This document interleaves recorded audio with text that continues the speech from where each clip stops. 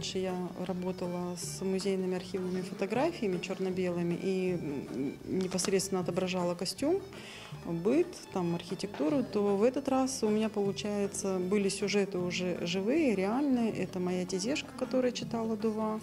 Вот, я смогла передать вот этот колорит. И еще мне очень близка работа, это айнине. То, что моя детская, как сказать, восприимчивость, я до сих пор вижу перед глазами лебедашку, которая укачивала своих внуков. Это вот на ногах укладывала спать ребенка и вот смогла это передать. Косынка была не завязана, она просто прикрывала волосы, слегка распущенные косы.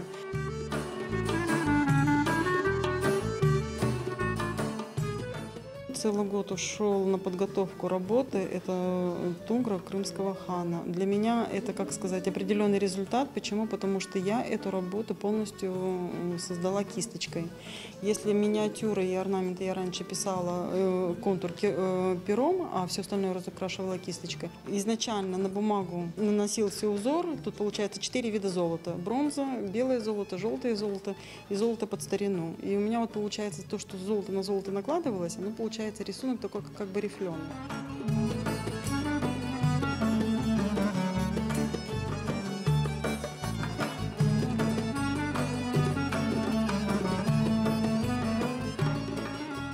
Edem Yakubov'un eserleri ise çok acayip, çok tesirli.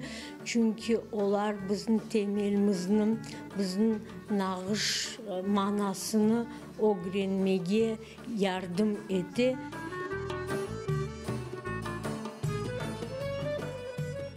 Özüm hem hakim hem luhman ekim. Kendim kendime kurtuluş, teselli bir özüm. Aldım derece, enimni boyumni ölçedim. Özümni 5 iğneyle orup koydum. Dağ tepesini örtmek için gerek nice tomalak. Yunni ağartsan, tinsen, ipin olacak yumuşak. Bak, güneşke aldanıp dağda açtı akbardağ. Onun başına da nice harlar yağacak. Кіргеннен бұл залға мен өзімні бір насылдыр тылсымлы бір шерде дүйдім. Бір бақча, яғни өрнеклер, балабанлар, бір көлемлі ресімлер.